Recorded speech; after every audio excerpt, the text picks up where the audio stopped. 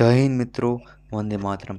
આજે આપણે વાત કરવાના છીએ કે પશુપાલક ધારકો માટે જે લોકો પાસે ગાય અને ભેંસ છે તેમને ખાણદાન મળવા પાત્ર છે, બરાબર મિત્રો।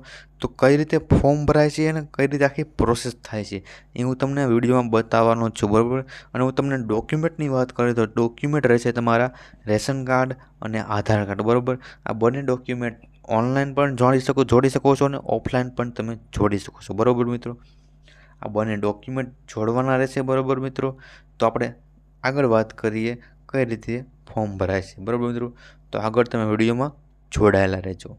હા મિત્રો, ત્યારબાદ તમે જેવા ક્રોમમાં આવ્યો છો ત્યાં તમારે ડાયરેક્ટલી તમારે આ ખેડૂત પોર્ટલ નામનું વેબસાઇટ છે તેમાં આપણે આવી જવાનું, પછી ઓપન કરી લેવાની આપણે, બરાબર। ક્લિક કરવાનું, જેવું તમે ક્લિક કરશો પછી ડાયરેક્ટ તમારે લોડિંગ લેશે, બરાબર મિત્રો। ત્યાર પછી તમારે અહીંયા પાછું હું તમને એડમાં મૂકતો જાઉં છું, યોજનાઓમાં જવાનું। જેવા તમે યોજનાઓમાં જશો પછી તમારે ડાયરેક્ટલી પછી અહીંયા આપણને બતાવેલું પશુપાલક ધારકો માટેની યોજના, બરાબર મિત્રો। તમને રેડ માર્ક મૂકી દઉં છું, પશુપાલક ધારકો માટેની યોજના। તો તમારે ત્યાંથી ડાયરેક્ટલી તમારા મિત્રો ક્લિક કરી દેવાનું, અહીંયા તમારે ક્લિક કરવાનું, બરાબર મિત્રો। જેવું તમે ક્લિક કરશો પશુપાલક એમાં તમારે ડાયરેક્ટલી મિત્રો આપણને 23 યોજનાઓ જોવા મળશે, બરાબર મિત્રો। 23માં આપણે આ બે યોજનાનો લાભ લેવો, આ બે યોજનામાં આપણે ફોર્મ ભરવાનું, બરાબર મિત્રો। બે યોજનાનો આપણે ફોર્મ ભરવાનું મિત્રો। 22 નંબરનું ફોર્મ એવું દર્શાવે છે કે પશુપાલક મિત્રો જે ગાય વિહાણ્યા નથી તેમના માટેનું ફોર્મ દર્શાવે છે 22 નંબરનું। 23 નંબરનું એવું ફોર્મ દર્શાવે છે કે ગાય વિહાણ્યા બાદનું ફોર્મ છે, બરાબર। ગાય વિહાઈ ગઈ હોય ત્યારબાદ તમારા ખાનદાનનો લાભ લેવો હોય તો તે ફોર્મ દર્શાવે છે મિત્રો। અને 22 નંબરનું એવું ફોર્મ દર્શાવે છે કે મિત્રો ગાય કે ભેંસ પાણી બાકી છે તો મિત્રો એ ફોર્મ બતાવે છે 22 નંબરનું મિત્રો। તો ડાયરેક્ટ હું ફોર્મ તમને બતાવવાનો છું કે 23 નંબરનું ફોર્મ, બંને ફોર્મ સેમ જ આવે છે ભરવામાં, તો હું તમને 23 નંબરનું ફોર્મ બતાવી દઉં, હાલો મિત્રો મળીએ। જેવું તમે ક્લિક કરશો એટલે તમારે એક પેજ ઓપન થાય, એમાં તમારે અરજી કરો, એમાં આપણે અરજી કરવાની છે આપણે।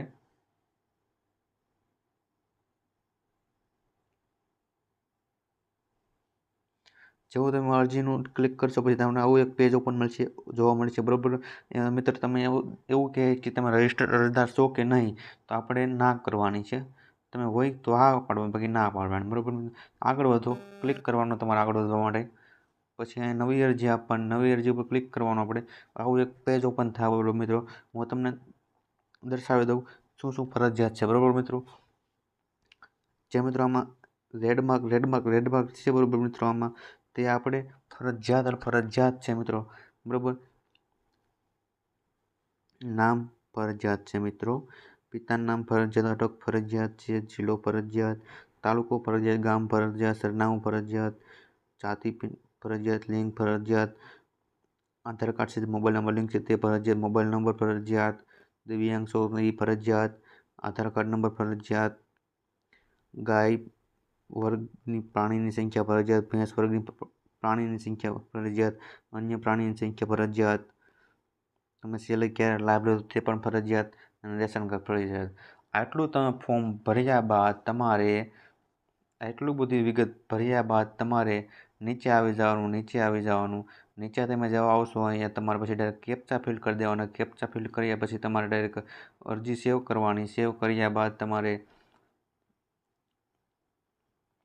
બાજુમાં તમારે જો અરજી અપડેટ કરવા માંગતા હોય તો તમારે અપડેટ કરી દેવાની, પછી ત્યારબાદ તમારે ડોક્યુમેન્ટ અપલોડ કરવાના રહેશે। ડોક્યુમેન્ટ અપલોડ કર્યા બાદ તમારે અરજી કન્ફર્મ કરી દેવાની, અરજી કન્ફર્મ કર્યા બાદ પ્રિન્ટ કાઢી લેવાની, પછી તમારે અરજી કન્ફર્મ કરવાની, અરજી કન્ફર્મ કર્યા બાદ પ્રિન્ટ કાઢવાની, પ્રિન્ટ કાઢ્યા બાદ તમારે જે કોઈ તમારે સરકારી દવાખાનું નજીક પડતું હોય તમારે ફોર્મ સબમિટ કરાવવાનું રહેશે, બરાબર।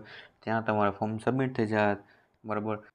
જય હિન્દ મિત્રો, વિડીયો સરસ લાગ્યો હોય તો મિત્રો લાઈક અને સબસ્ક્રાઈબ મિત્રો કરતા જજો, કોમેન્ટ પણ કરતા જજો, જ્યાં તમને જરૂર પડે તમે કોમેન્ટ કરજો, અમે જરૂરમાં જરૂર તમને રિપ્લાય આપશું, જરૂરમાં જરૂર અમને તમે સાચી દિશામાં દોરશું મિત્રો।